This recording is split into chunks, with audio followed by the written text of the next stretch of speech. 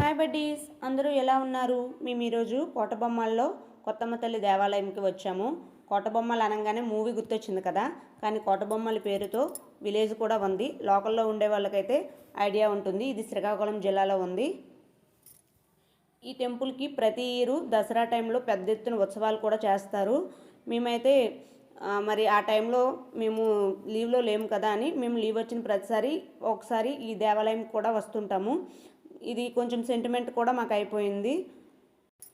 ఈ దేవత పేరు కొత్తమ్మ తల్లి, చాలా పవర్ఫుల్ గాడు. మా లీవ్ కూడా ఇంకా అయిపోతుంది కదా, రిటర్న్ వెళ్ళిపోతామని ఒకసారి ఈ టెంపుల్కి వచ్చి దర్శించుకుందామని వచ్చాము. మేమైతే లాస్ట్ టైం వచ్చిన దానికంటే టెంపుల్ కొంచెం బాగానే డెవలప్ అయింది. మా పిల్లలు కూడా ఒక 2-3 టైమ్స్ వచ్చారు. దసరా టైంలో ఈ టెంపుల్కి 3 days ఫెస్టివల్ లాగా బాగా సెలబ్రేట్ చేస్తారు ఈ దేవతకి. ఇంక మేము కూడాను కాళ్ళన్నీ కడుక్కొని ఇంకా ప్రదక్షిణలు స్టార్ట్ చేస్తున్నాము. మా పిల్లలైతే టెంపుల్ అంతా బాగా స్కాన్ చేస్తున్నారు. ఆల్రెడీ వచ్చారు కానీ వాళ్ళకి బాగా గుర్తులేదు, అంతా కొత్తగా చూస్తున్నారు. మళ్ళీ లోపలికి వెళ్ళడానికి ఎంట్రీ టికెట్ పెట్టారు. లాస్ట్ టైం అయితే అలా ఉండేది కాదు. లాస్ట్ ఇయర్ నుండి ఈ టెంపుల్ అనేది గవర్నమెంట్ అండర్లోకి వెళ్ళిపోయింది. అంతకుముందు ఓన్లీ లోకల్ ఈ విలేజ్ వాళ్ళు మాత్రమే మనీ వేసుకొని ఈ ఫెస్టివల్ని, ఈ దేవతకి ఉత్సవాల టైప్లో అయితే జరిపేవాళ్ళు. లాస్ట్ ఇయర్ నుండి ఇది గవర్నమెంట్ అండర్లోకి వెళ్ళడం వల్ల అన్ని రూల్స్ అన్నీ మార్చేశారు. లాస్ట్ ఇయర్ 1 crore వరకు గవర్నమెంటే స్పాన్సర్ చేసిందనమాట ఈ జాతర అన్నీ జరపడానికి. మేము కూడా ఇప్పుడే రావడం కదా, అన్ని రూల్స్ అన్నీ చేంజ్ అయిపోయి మేము కొత్తగా అన్నీ చూస్తున్నాము. లోపలికి వెళ్ళడానికి ఎంట్రీ టికెట్ ఉంది. ఆ లోపల ఉన్నారు కదా, అలా లోపలికి మేము కూడా వెళ్ళాము. కానీ వీడియోస్ అవి తీయడానికైతే ఒప్పుకోలేదు వాళ్ళు. ఎందుకంటే అంతా గవర్నమెంట్లోకి వెళ్ళిపోయింది కదా, గవర్నమెంట్ అండర్లోకి.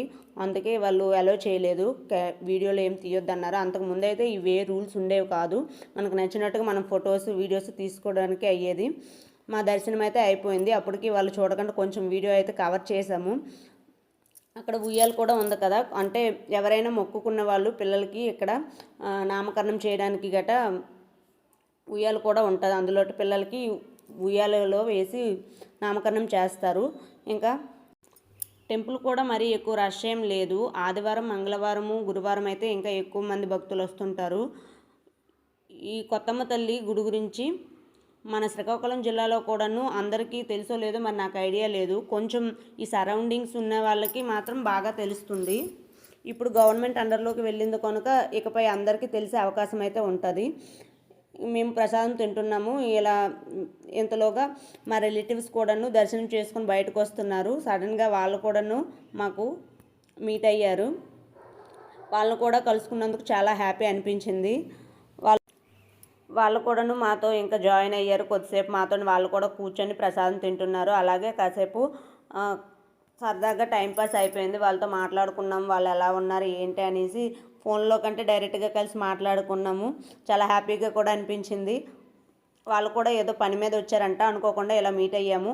వాళ్ళు కూడా రిటర్న్ వెళ్ళిపోతున్నారు, టైం అయిపోతుందని. మా దర్శనం కూడా అయిపోయింది కదని మేము కూడాను ఇంకా వాళ్ళకి బాయ్ చెప్పేశాము.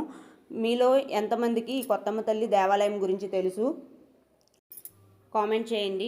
దసరా టైంలో ఈ దేవతకి 3 రోజులు పెద్ద ఎత్తున ఉత్సవాలు కూడా జరుపుతారు. చాలామంది భక్తులు అయితే వస్తారు. మీరు ఒకవేళ చూడనట్టయితే ఒకసారి వచ్చి విజిట్ చేయండి, మీకు కూడా అర్థమవుతుంది. అదేవిధంగా మాకైతే ప్రసాదంతో పాటు దేవత దగ్గర పెట్టిన గాజులు కూడా ఇచ్చారు. టెంపుల్లోకి ఎంటర్ అయ్యామంటే మనలోనే మనకు తెలియకుండా ఏదో పాజిటివ్ వైబ్స్ అయితే స్టార్ట్ అయిపోతాయి కదా.